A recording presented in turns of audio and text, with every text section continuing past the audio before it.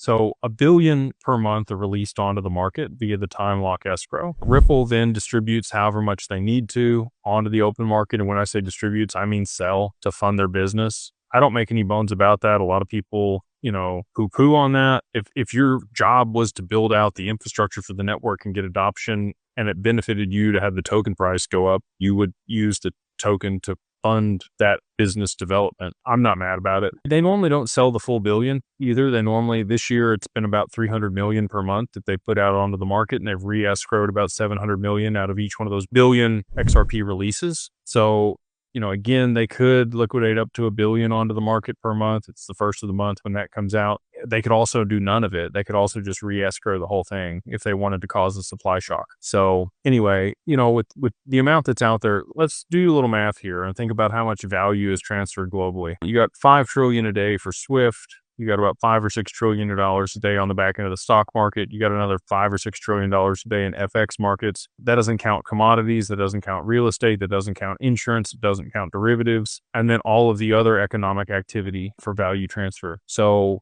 we'll just call it roughly derivatives and everything, $100 trillion a day that needs to be settled. You need a lot of a token out there in circulation to be able to, even at a decently high price, to be able to settle all of that money and value between counterparties. So the people out there that are telling you there's too much in supply and it's never going to be a high price, they don't understand the actual value transfer globally on a daily basis and the volume that was going to be moving over that network and needs to be settled on the back end. So just, again, you can do the math on that, be like a 5-digit XRP, which just happens to be what it's built to be to settle all of that value. It's been stated by David Schwartz and Arthur Brito and many other people that helped develop and build the XRP ledger. XRP is meant to operate at $10,000 plus if it is going to be the global backbone for settlement, which again, I'm extremely confident that is where it ends up.